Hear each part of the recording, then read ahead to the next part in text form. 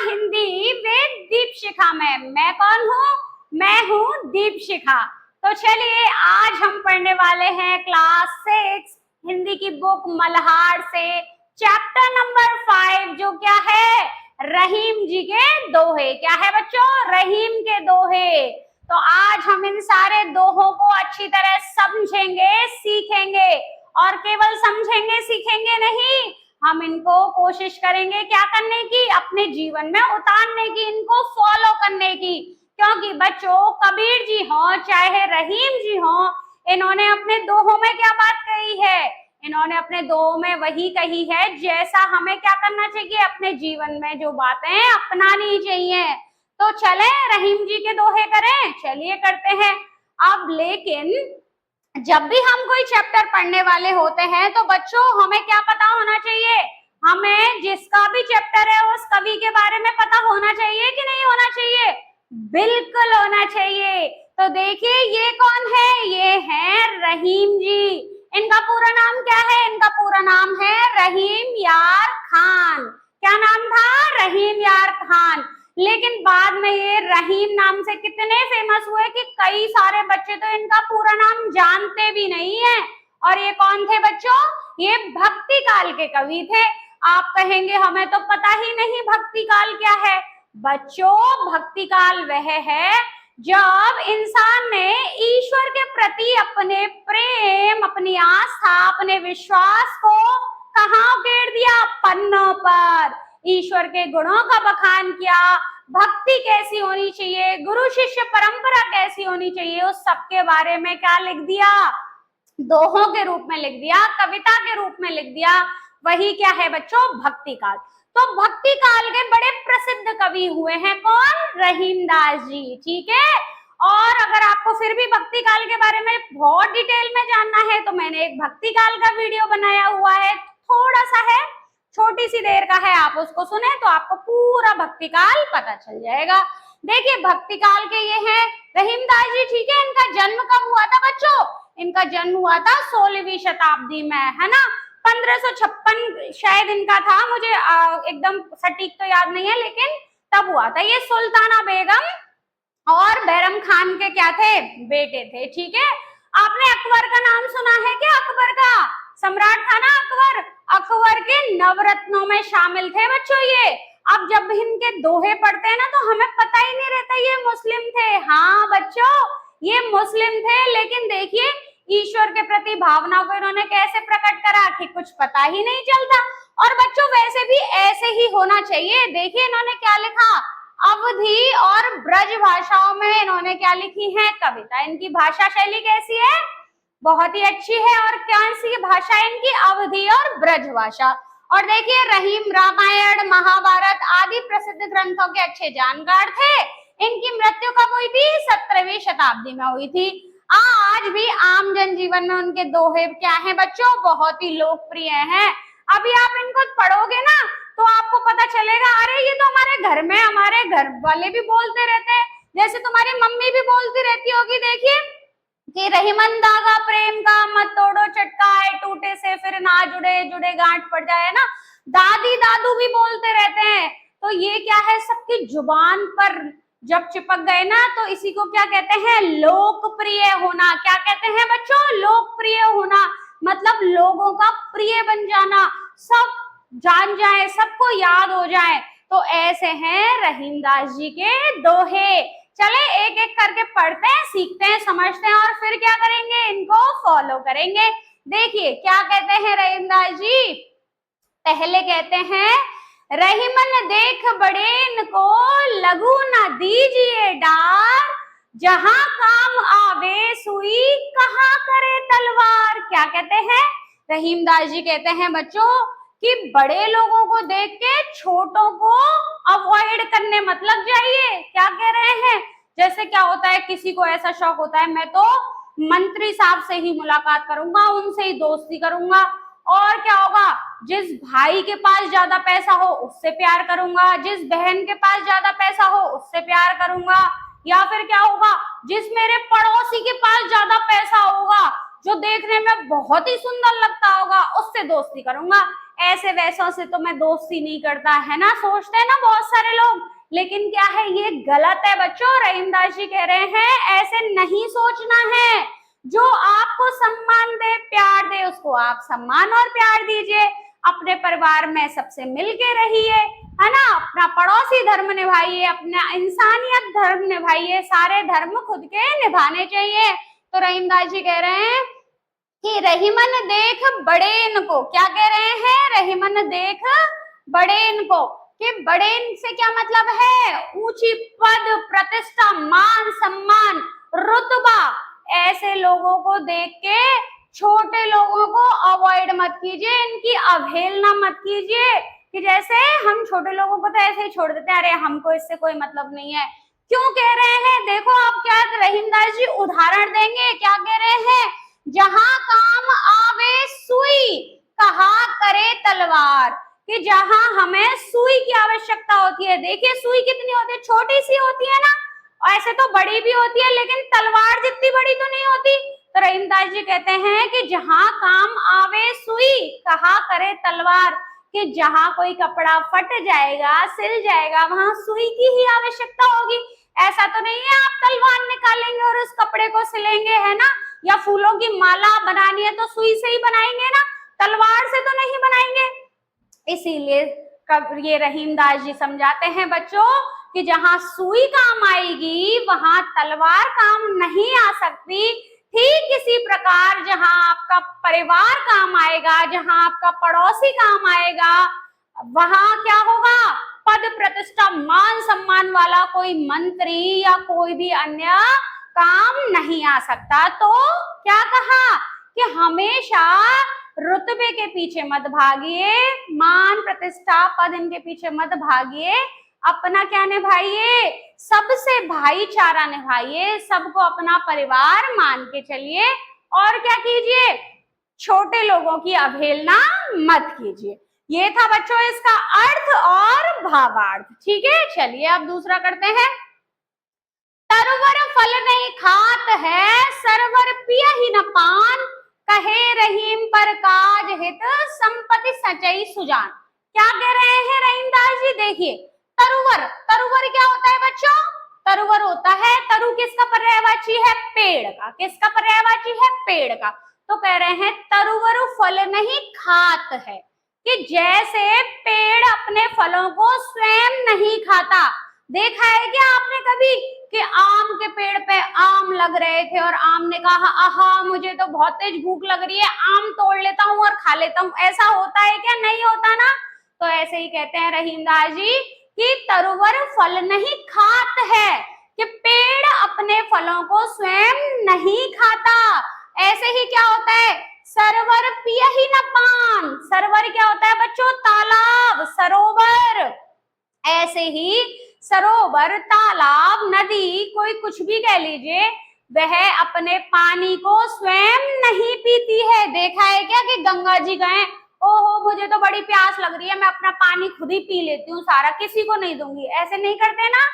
जैसे पेड़ अपने फलों को स्वयं नहीं खाता, नदी अपने पानी को स्वयं नहीं पीती, किसको दे देते हैं, दूसरों को, हम जैसों को दे देते हैं, हम खा लेते हैं, हम पी लेते हैं। ऐसे ही देखिए रहीमदास जी क्या कह रहे हैं, कही रहीम पर काज हित। कि रहीमदास कह रहा है कि पर मतलब बच्चों, पर मतलब दूसरा। क्या होता है पर मतलब, पर मतलब दूसरा। कि ऐसे ही पर काज हित, दूसरों के काम, और हित मतलब, हित क्या होता है बच्चों, कल्याण। हित क्या होता है, कल्याण। कि रहीमदास तुम्हें बता रहा है कि ऐसे ही दूसरों के काम और कल्याण के लिए क्या करते हैं, संपत्ति सचई सुजान। संपत्ति सचई सुजान क्या कह रहे हैं बच्चों, बड़ा कर लेती हूं मैं थोड़ा इसको, संपत्ति सचई सुजान। कि ऐसे ही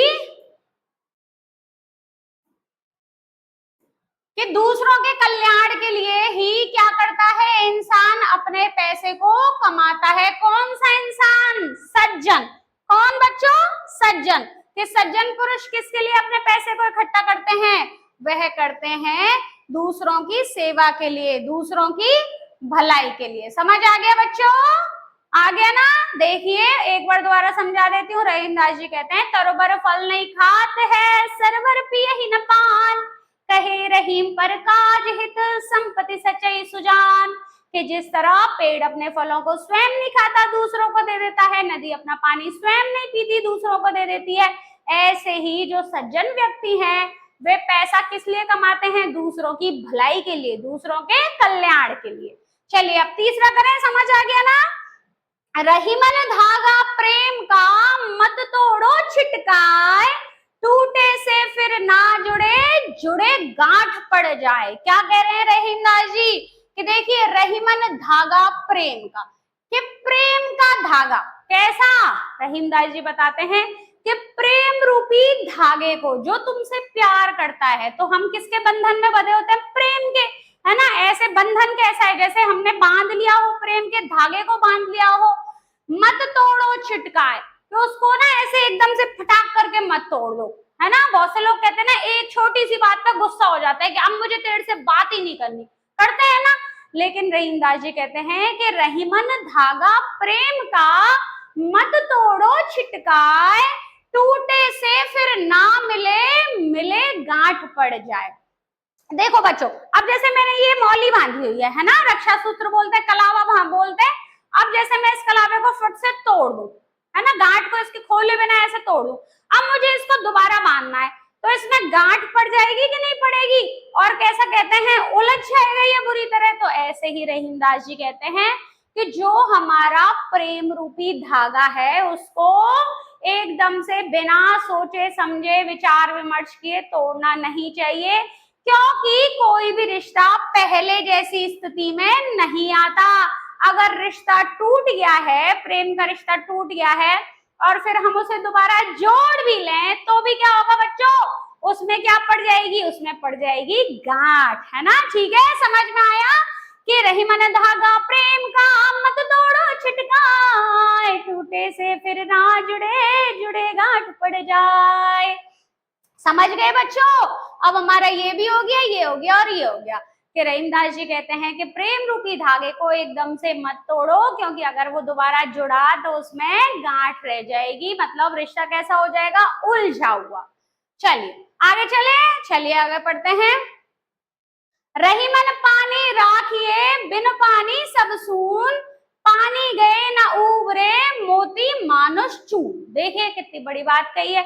जब आप थोड़े बड़े हो जाएंगे, अलंकार पढ़ेंगे ना, तब देखना ये वाला है ना जो दो बार बार आएगा आपके। फिर रहीमदास जी कहते हैं, रहीमन पानी राखिए, बिन पानी सब सून, कि हमें पानी की क्या करनी चाहिए? वैल्यू करनी चाहिए, क्योंकि बिना पानी के क्या है? बिना पानी के सब सूना है बच्चों, सारा का सारा संसार सूना है। पानी के बिना हम जिंदे रह सकते हैं क्या? नहीं रह सकते ना। तो ऐसे ही आप देखिए रहीमदास जी क्या बता रहे हैं कि पानी बिना सब सून, कि पानी गए ना उबरे, मोती मानुष चून। देखिए 3 उदाहरण दिए हैं इन्होंने कि अगर पानी नहीं रहेगा तो क्या होगा? पानी नहीं रहेगा तो कोई भी काम नहीं हो सकता। क्या काम नहीं हो सकता? मोती, मोती मतलब सीप किस में बनता है? पानी के अंदर ही बनता है, कहीं बनता है? समुद्र के अंदर बनता है ना। ना तो मोती बनेगा, है ना। मानुष, इज्जत, इंसान की इज्जत, इज्जत भी नहीं रहेगी। यहाँ पर पानी किससे ले रहे हैं? अपनी मान मर्यादा से रह रहे हैं, इसका भावार्थ रहीमदास जी। और चून, आप मुझे बताइए, जब सूखा आटा होता है ना, सूखा आटा, उसकी मम्मी जब चपाती बनाती है तो कैसे बनाती है? पहले उसमें पानी मिक्स करती है, डो बनता है, जब आटा तैयार होता है उससे बनती है रोटी। तो सूखे आटे की रोटियां खाई है क्या? कभी नहीं खाई ना। तो बिना पानी के वह संभव है क्या वो चून में या आटे में चेंज हो जाए? डो नहीं लग सकता ना। इसीलिए रहीमदास जी कहते हैं कि पानी को हमें कैसे रखना चाहिए? संभाल के रखना चाहिए। बिना पानी के मनुष्य की इज्जत, मोती और चून क्या है? कुछ भी काम नहीं बन सकता। चलिए आगे चलते हैं। क्या कहते हैं? रहीमन विपदाऊ भली, जो थोड़े दिन होए, हित अनहित या जगत में जान परत सबको। कि रहीमदास जी कह रहे हैं, विपदा की तारीफ कर रहे हैं। विपदा क्या होती है बच्चों? बुरा टाइम, है ना। बुरा टाइम जो होता है ना बच्चों, वही मान लीजिए आप, क्या है? विपदा मतलब मुसीबत। भाई बुरा टाइम क्या लेके आता है? मुसीबत लेके आता है ना। तो कहते हैं रहीमदास जी कहते हैं कि रहीमन विपदाऊ भली। देखिए मतलब क्या है, बुराई में भी अच्छाई ढूंढ रहे हैं और हमको भी कैसा होना है, हमको भी ऐसे ही होना है कि हम भी बुराई में भी क्या ढूंढ सके, अच्छाई। तो रहीमदास जी कहते हैं विपदा भी भली है, मुसीबत भी भली है, बुरा टाइम भी अच्छा है। क्यों अच्छा है? जो थोड़े दिन हुए, भाई थोड़े टाइम के लिए ही तो होता है, कोई भी गलत जो टाइम होता है, बुरा समय जब इंसान पे आता है तो थोड़े समय के लिए ही तो आता है। ऐसा तो नहीं है सबकी जिंदगी में हमेशा बुरा टाइम रहता है, नहीं रहता बच्चों। बुरा समय और अच्छा समय एक चक्र की तरह होता है जो हमेशा क्या है, परिवर्तनशील है, घूमता रहता है। तो रहीमदास जी कहते हैं कि बुरा समय भी अच्छा है, इसमें भी धैर्य धारण कीजिए। क्यों करिए? इसकी भी अच्छाई बताते हुए कहते हैं हित अनहित या जगत में जान परत सब कोय, कि हित अनहित या जगत में, जगत मतलब संसार, कि अगर विपदा हम पे आती है ना तो इस संसार में कौन हमारा हितैषी है, कौन हमारा बुरा चाहने वाला है, मतलब कौन हमारा अच्छा करता है, कौन हमारा बुरा करता है, कौन हमारे काम करता है, जान परत सबको, ये सबको क्या पता चल जाता है, इसके बारे में पता चल जाता है। अगर बुरा टाइम ही नहीं आएगा, किसी पर कोई मुसीबत ही नहीं आएगी, सबका अच्छा अच्छा समय चलता रहेगा, तो कैसे पता चलेगा कि अपना कौन है और पराया कौन है। आ गया बच्चों समझ में?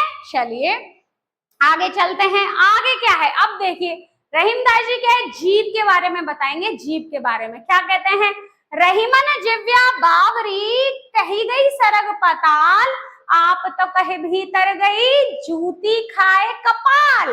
देखिए कितना इंटरेस्टिंग दोहा लिखा है कि रहीमदास जी कहते हैं कि यह है जिव्या। जिव्या क्या होती है बच्चों, हमारी टंग, ये जीभ, कि ये जिव्या तो पागल है, बावरी है, बावड़ी है। क्यों कहते हैं? देखो कही गई सरग पाताल, कि जीभ, बिना, आपको पता है ना बिना जीभ के हम बोल नहीं सकते। अगर आपको नहीं पता तो आप अपनी जीभ को पकड़ लीजिए और कुछ भी शब्द कह के दिखाइए, नहीं कह पाएंगे। तो क्या होता है बताइए, जब किसी में झगड़ा हो रहा हो तो कहेगा कौन, ये जीभ ही तो बोल जाती है। अब जीभ तो क्या है बच्चों, कह के अंदर चली जाती है ना, जैसे स्वर्ग पाताल में चली गई हो। और क्या होता है, आप तो कहे भीतर गई जूती खात कपाल, अब स्वयं तो कह के क्या है अंदर चली जाती है और फिर लड़ाई झगड़े होते हैं तो कह रहे हैं जूती खाए कपाल। कपाल मतलब हमारी खोपड़ी, और जूते किसको पड़ते हैं, सर को। आपस में लोग मर जाते हैं, कट जाते हैं, इतना विवाद हो जाता है। तो कहते हैं कि इस जीव को कैसे रखना चाहिए, नियंत्रण में, कंट्रोल में रखना चाहिए बच्चों, है ना। ऐसे नहीं किसी से भी कुछ भी कह दिया। तो क्या कहा रहीमदास जी ने, रहीमन जिव्या बावरी, कही गई सरग पताल, आप तो कह भीतर गई जूती खाए कपाल। ठीक है, अब देखिए एक और बचा है बच्चों, कही रहीम संपत्ति सगे, बनत बहुत बहुरीत, विपत्ति कसौटी जे कसे, ते ही साचे बीत। अब रहीमदास जी कहते हैं कहे रहीम संपत्ति सगे, किस, अब क्या बता रहे हैं, अपना कौन है पराया कौन है, ये बता रहे हैं कि कहे रहीम संपत्ति सगे, कि संपत्ति के लिए तो सब अपने बन जाते हैं, एक दूसरे से क्या होते हैं, जुड़ जाते हैं। बनत बहुत बहुरीत, जब लोगों के पास रुपया पैसा होता है तो अपने बनते हैं कि मैं भी तुम्हारा हूं, मैं भी तुम्हारा हूं, मैं भी तुम्हारा हूं। लेकिन क्या है, विपत्ति कसौटी जे कसे, कि विपत्ति के समय, मुसीबत के समय जो हमारे काम आए, ते ही साचे मीत। मीत मतलब दोस्त, मित्र, बंधु, सखा, कि जो हमारे विपदा में, हमारी मुसीबत में काम आए, वही कौन होते हैं, हमारे सच्चे दोस्त। तो देखिए बच्चों इसमें तो क्या बताया रहीमदास जी ने कि किसी को भी कमतर नहीं आंकना चाहिए, उसके बारे में बताया। इसमें सज्जन पुरुष के बारे में बताया कि सज्जन पुरुष किस लिए अपना धन का संचय करता है। इसमें प्रेम के धागे को नहीं तोड़ना चाहिए, ये बताया, है ना। और इसमें क्या बताया, पानी के विषय में बताया कि सबके लिए क्या क्या इंपॉर्टेंस है। इसमें बुरे टाइम में कौन हमारा साथ देता है वह बताया कि विपदा भी अच्छी है, मतलब बुराई में भी अच्छाई ढूंढना सीखिए। और इसमें क्या कहा, जीभ के बारे में बताया कि भाई ऐसे अपनी जीभ को कुछ भी मत कहने दो किसी से भी। और इसमें क्या बताया, इसमें सच्चे दोस्त के विषय में बताया कि सच्चा दोस्त कौन है, विपत्ति कसौटी जे कसे, कि जो विपत्ति के समय हमारा साथ दे वही कौन है, हमारा सच्चा मित्र। तो बच्चों कैसी लगी आपको क्लास, मुझे कमेंट करके जरूर बताइएगा। क्लास पसंद आए तो लाइक कीजिएगा और चैनल को क्या कीजिएगा, सब्सक्राइब। मिलते हैं अगली क्लास में, तब तक देखते रहिए हिंदी